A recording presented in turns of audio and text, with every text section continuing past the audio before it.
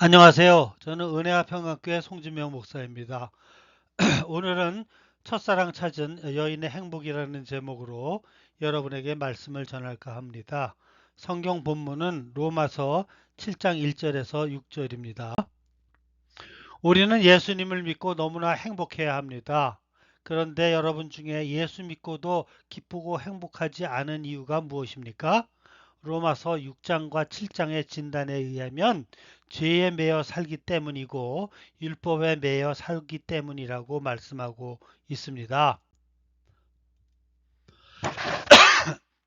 첫 번째, 우리는 율법 신앙편과 은혜 신앙편에 대해서 좀 말씀을 드리고자 합니다.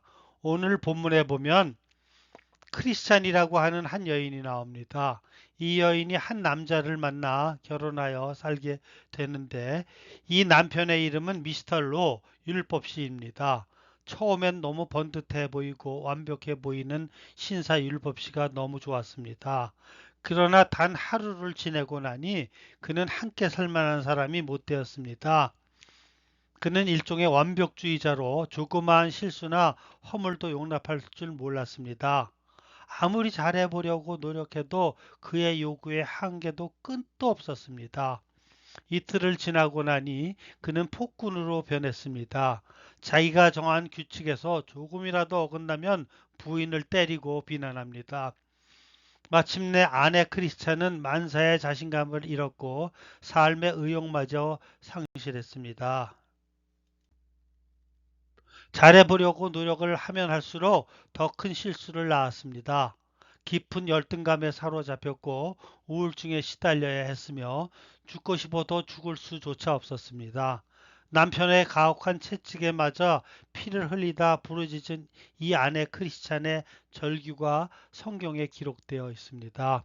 오라, 나는 공고한 사람이라. 누가 나를 이 끔찍한 율법의 남편 사망의 몸에서 나를 건져내랴. 이 여인의 이야기를 우리에게 전해준 사도 바울은 일찍이 못된 남편과 같은 율법시 밑에서 고생하며 살아본 사람입니다. 지키고 순종해 보려 해도 끝이 없습니다. 자유도 기쁨도 감사도 행복도 없었습니다.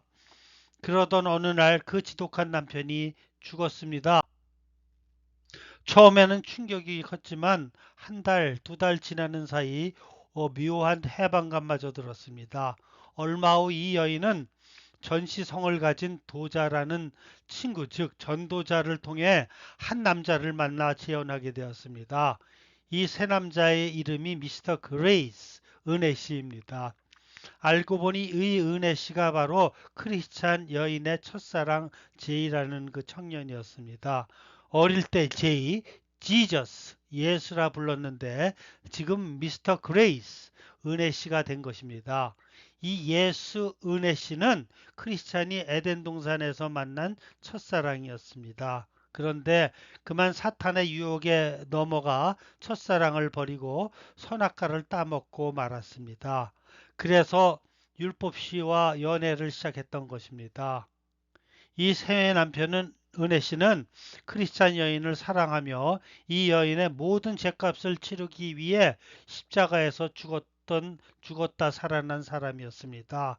그러니 이 여인의 허물이 허물로 보일 리 없었고 약점이 약점으로 보일 리 없었습니다. 그는 이해심과 동정심과 사랑과 긍휼과 이해로 늘 흘러넘쳤습니다. 크리스찬 여인은 삶의 활기와 자신감을 찾았고 잃었던 인생의 기쁨과 보람과 행복을 찾았습니다. 그는 점차 매력적인 여인으로 사랑스러운 아내로 바뀌어 갔습니다. 이것이 바로 오늘 본문이 우리에게 말하는 첫사랑 찾은 여인의 행복입니다. 두 번째, 우리는 벌써 율법에 대해서 죽었습니다. 결혼을 한다는 것이 무엇입니까? 결혼을 하게 되면 함께 일어나고 함께 살고 함께 잠을 잡니다. 함께 밥을 먹고 기쁨과 슬픔을 함께 나누며 함께 자식을 낳고 삽니다. 함께 재산을 공유하며 서로가 서로에게 구속되며 소위 한 몸 하나가 됩니다. 우리가 율법과 결혼하여 살 때 율법과 함께 살며 율법이 나를 구속하며 율법의 열매를 맺습니다. 아무리 율법과 붙어 살아도 율법은 나를 행복하게 해주지 못합니다. 더욱더욱 나를 비참하게 만들 뿐입니다. 율법은 마치 진단을 정확히 잘 하지만 전혀 치료할 줄 모르는 의사와 같습니다. 율법 의사가 할 줄 아는 말이 꼭 한 가지 있습니다. 너희 병은 너무 중하여 너는 죽게 될 것이다. 너는 망하게 될 것이다. 오늘 본문 말씀에 의하면 이 폭군 남편으로부터 자유로울 수 있는 길은 꼭 한 가지 죽음밖에 없었습니다. 죽음이란 율법과 갈라설 수 있습니다. 그런데 문제는 율법은 절대로 죽지 않는다는 것입니다. 죽기는커녕 1.1획 상처도 입지 않습니다. 이제 길은 하나밖에 없습니다. 내가 죽으면 됩니다. 여기에 기독교 복음의 핵심이 있습니다. 내가 죽는 데서부터 모든 것이 시작됩니다. 로마서 6장 4절 그러므로 우리가 그의 죽으심과 합하여 침례를 받음으로 그와 함께 장사되었나니 갈라디아서 2장 20절 내가 그리스도와 함께 십자가에 못 박혔나니 그런즉 이제는 내가 산 것이 아니요 오직 내 안에 그리스도께서 사신 것이라.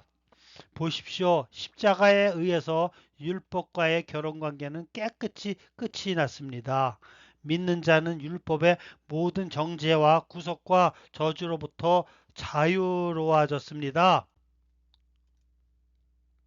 갈라디아서 3장 13절 그리스도께서 우리를 위하여 저주를 받은 바 되사 율법의 저주에서 우리를 속량하셨으니 이상의 말씀들이 보여주는 예수 그리스도와의 행복한 결혼 생활을 위한 전제 조건이 있습니다. 옛 남편 율법과의 깨끗한 관계 청산, 깨끗한 죽음 선언입니다.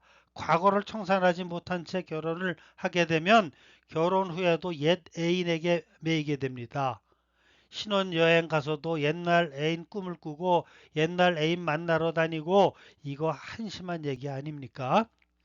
이것을 두고 오늘 본문은 간음이라고 단언합니다. 율법에 매여 율법적 가치관, 공로의 행위의 안경으로 자기를 보고 남을 판단하는 삶은 신앙인의 간음이다. 이 말입니다. 율법에 대하여 우리가 죽었는데 율법에 매여 사는 것은 백해무익이요 그것은 영적인 간음이라는 본문은 말하고 있습니다. 죽으면 유혹도 미련도 없습니다. 성도가 마귀로부터 죄로부터 율법으로부터 자유로울 수 있는 길은 죽음입니다. 갈라디아서 5장 24절은 그리스도 예수의 사람들은 육체와 함께 그 정과 욕심을 십자가에 못 박았느니라. 유혹이 남아있는 건 아직 덜 죽어서 그렇습니다. 사랑하는 성도 여러분, 행복한 은혜 신랑과의 결혼 생활이 우리를 기다리고 있습니다. 예수 그리스도와 풍성한 생활이 준비되어 있습니다. 미련 없이 죽어버립시다. 아니, 이미 우리는 율법에 대해서 죽은 자들입니다. 율법은 예수 그리스도 밖에 있는 불의한 자들을 위해 필요한 것일 뿐입니다. 우리는 십자가를 거쳐 은혜와 결혼한 사람들입니다.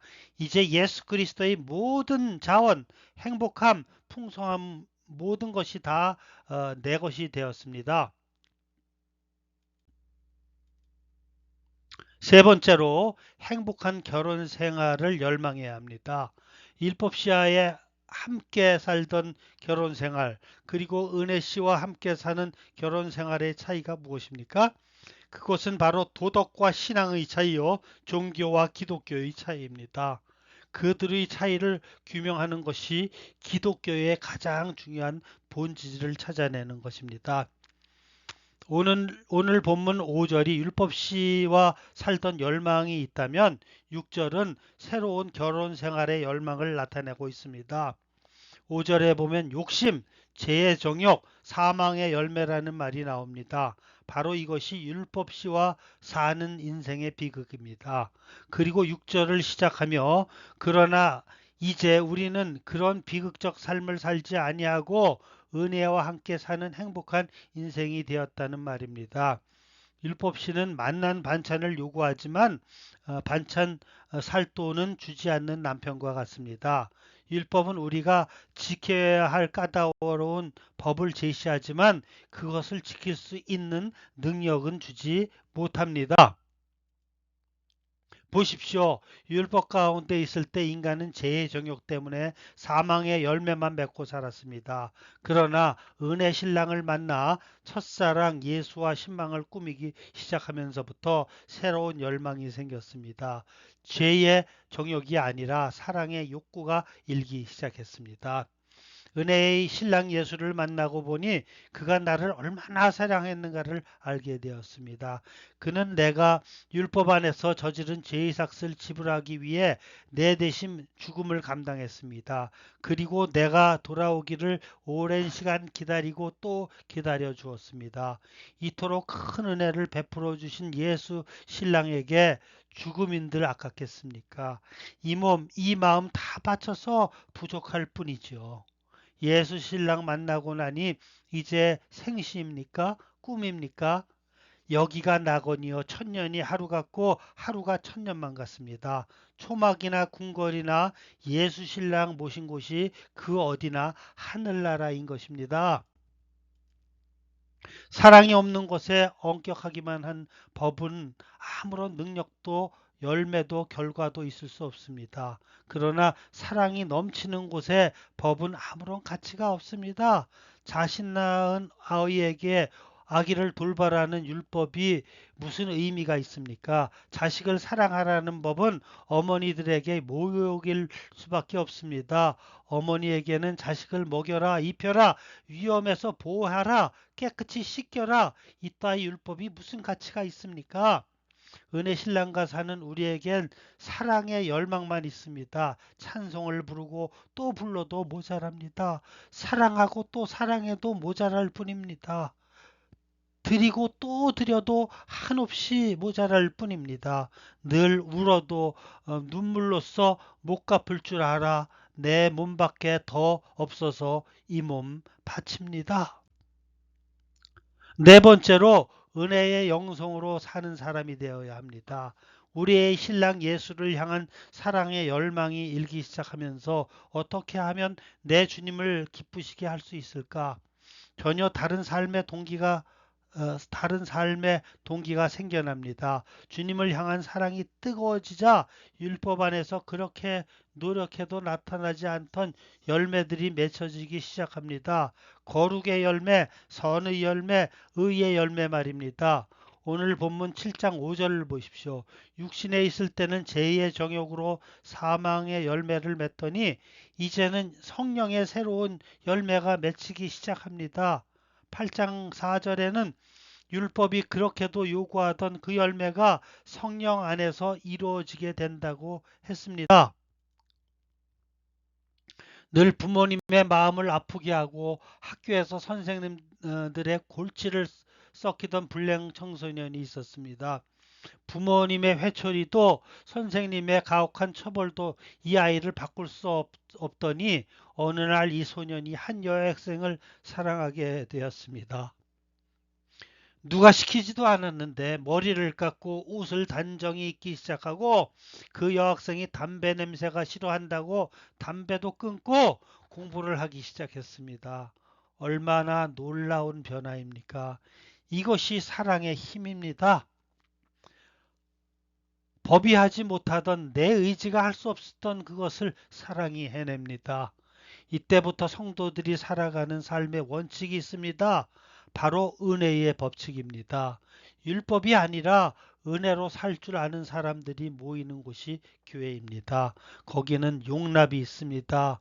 허물이 드러나고도 아프지 않습니다. 어린 신앙인들이 더 사랑받는 곳이 교회입니다. 연약한 지체들이 더 보호를 받는 것이 가정입니다.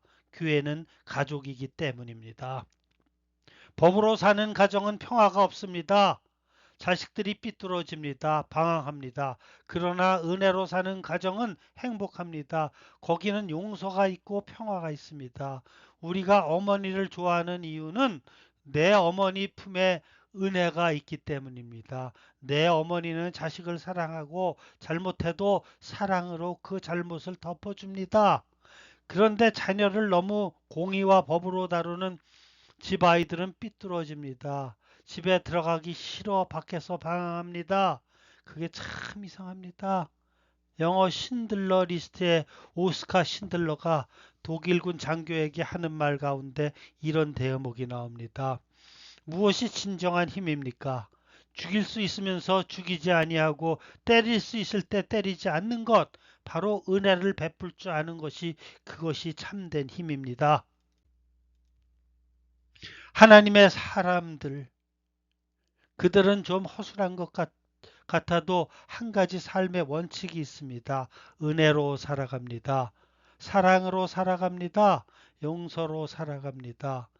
빙점의 저자 미우라 아야코가 자기 결혼 생활에 대하여 쓴 부부 이야기라는 글이 있습니다.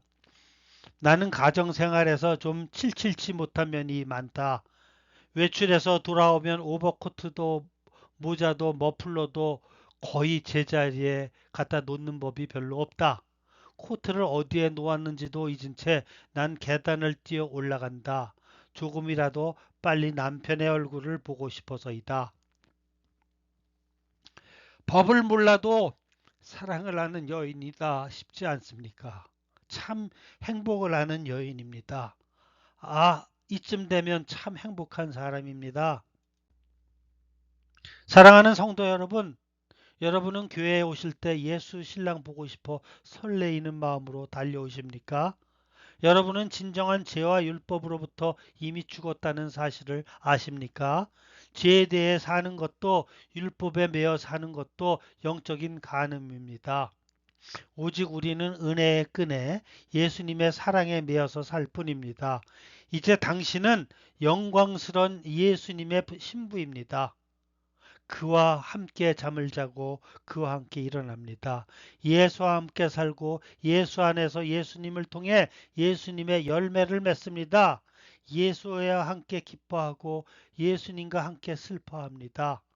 예수님의 모든 풍성함과 부요함이 당신의 것입니다.